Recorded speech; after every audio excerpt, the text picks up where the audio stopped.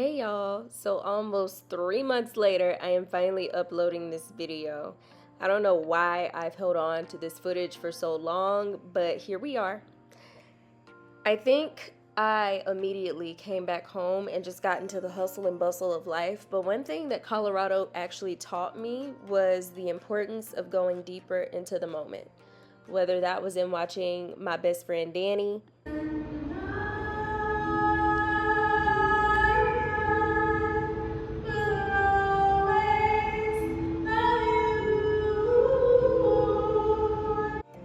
the moments in between the faded fit checks, swag surf cause they see I set the trend, we go what that bag worth, or the amount of time spent appreciating art and artists of Colorado. All of it just told me to be in the moment and to go deeper into the moment where possible. So we're basically going to do a recap. Y'all know this is a spiritual channel, so I'm going to put some tarot card associations with every part that I talk about, and at the end I will be featuring some of the interviews that I did with some of the local crafters and creators there.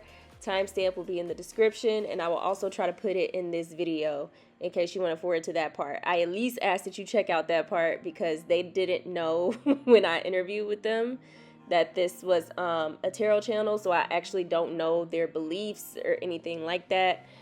But check them out. They're talented as hell. So let's talk about it. My favorite part of this trip was the fact that I got to go with my bestie, Danny.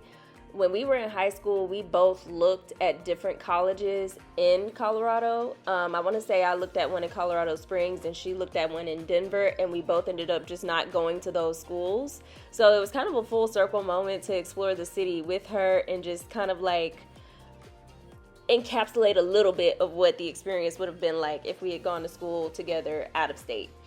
Also, she's just a really big goofball. She like activates my inner child so much. So yeah, it was just a really good time. If I had to put a tarot card to this aspect of the trip, it would be like 6 of Cups to 10 of Cups, for sure. 6 of Cups is all about nostalgia, and like I said, this was a very full circle moment for me for 2 reasons, but I can't tell y'all the second one. She knows why. But also 10 of Cups is all about having more than you even knew to ask for, and this trip was definitely that for me. Like, we hung out, we had a good time, caught up, and kind of got out of adult mode for a moment, and I so needed it. I've just crawled into a world of gum under a desk.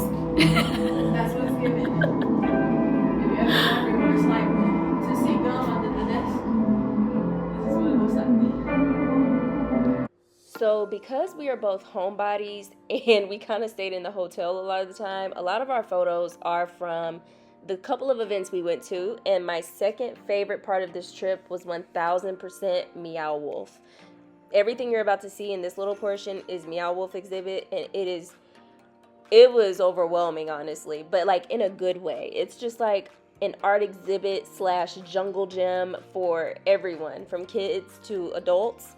It was that was my first time going to Meow Wolf. I have no words, but every time I see a Meow Wolf near me, I will be going. I think Houston's up next because there is a permanent one in Houston, and I want to say that that's the closest one to me, so I'm already eyeing it. I'm already making plans, Houston. Be ready. All right? If I had to put a tarot card on this, I would say Knight of Wands, because the Knight of Wands does have this energy where he's just like constantly turning his head, always looking for the next thing, and that's kind of how I felt here. It's just so much to take in, and I kept trying to get all the little details and capture every little thing, and I know that I missed some stuff. Regardless of how hard I tried, I know I missed some stuff. It is cool because you can go in and out throughout the day. Like, once you're in, you're in. So the ticket is well worth it if you want to explore. It's a really incredible experience, and it really inspired my artistic side. So 10 out of 10 will recommend that. And now let's get to the art. So Danny, y'all remember Danny? She ended up finding this event called a Queer Bazaar, and it was free to go, and then, you know, there's different vendors there, and they're all queer. And when I tell you there were so many vendors, ignore this clip because this is actually from the airport. Yeah, they also have art in the freaking airport. Like, the city is very art focused. But the Queer Bazaar basically focused on different vendors who I'm assuming are queer. But they also had like artists, crystals, different types of like snacks, and just so many different types of crafters. And it was just a really cool experience. So the last part of this whole video is actually just interviews that I did with them. And that's what I mean about Colorado somehow just put me in the energy of being present in the moment. And not even just being present in the moment, but really taking the time to go deeper into the moment. Because I don't know who told me that I should just go and do interviews, but that happened. And it was just because I was in the moment and feeling inspired by all of these incredible vendors and artists around me. The vibes were good, and I was like, you know what? Hell yeah, I'm gonna do an interview with everybody. I didn't get to everybody, but I did get to quite a few people. So I will go ahead and show you guys that. But if I had to put a tarot card to this part, I would say Three of Cups. Because it definitely felt like a celebration. Even though, you know, the vendors, they were there to work, it just felt like group camaraderie and understanding, and people coming together to have a sense of community, not just around being queer, but also around being business people and artists and creatives. So it was a really nice moment. And the whole trip, I don't even know what card I would put on this whole trip. Probably 10 of Cups again. Like, y'all, I was in my feels the whole time, but like in a good way. And it was one of those things where I kind of had to push myself to slow down and really get into the moment with people. But once I did that, it was so much more than I actually expected. It was so much more than I could have asked for. So 10 of Cups, 10 out of 10 for this whole Colorado trip. And without further ado, let's just go ahead and get into the crafters, because I know that's who y'all really want to see. So sorry, you guys. One more thing. This last part is really loud and it has a different sound. There was music playing at the Queer Bazaar. I did my best to reduce the background noise, but it is a little louder. So turn down those earphones and let's get into it for real this time. And we are rolling. My dear, what's your name and the name of your business? My name is Bex, and I run Alternative Era. All right, and what made you start your company? Oh gosh, I've been doing this for years, but you know, I actually left a tech job about a year ago. I decided HR was not for me anymore, and I wanted to focus on doing my own thing with my own business and not working for a man ever again. I love that. Okay, what was the most rewarding thing that you've experienced since owning your business? Oh my gosh, all the people I meet along the way. Like, everybody that I meet, all of our clients, that is the most rewarding thing. I love talking to people. Like I said, I was in HR before, and I actually do like humans. I know a lot of people don't when they do that job, but this is more fulfilling to me than paperwork. So that's probably been the best thing. It's really just the opportunity to connect with so many people and so many vendors. What do you want the people to know about you or your business? Well, I guess what I would want people to know is that the focus is really on vintage clothes, but it's also about alternative clothes, doing something that's a little bit different. You know, there's a lot of people out there that do t-shirts. My goal is really to find unique, femme, fun stuff. And also just housewares, whatever's fun, you know? I love stuff. So I just want stuff to go to a good home. It's like pet adoption, you know?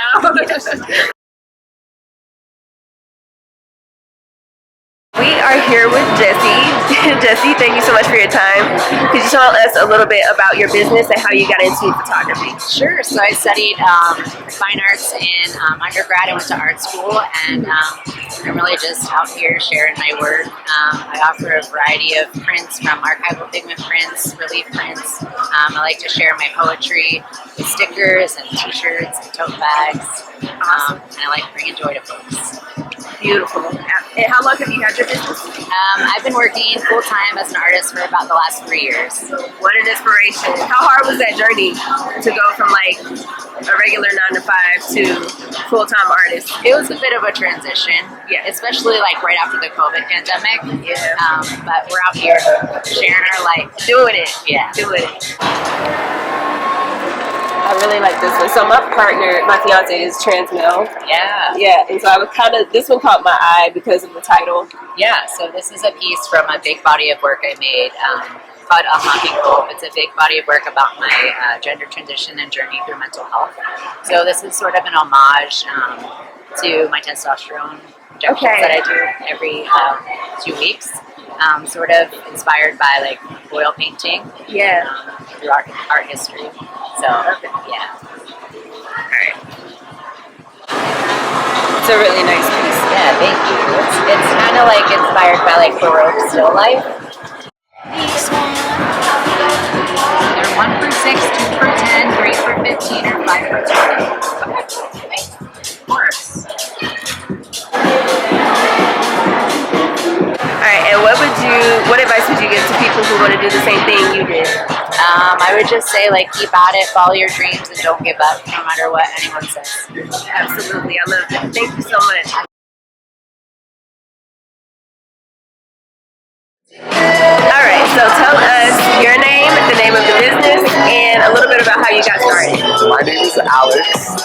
This is Dom. Hold on. Say it again. I'm Dom. Dom.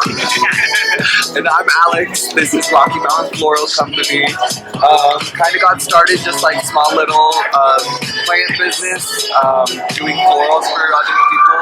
And then you explain a little bit more, you know it better too.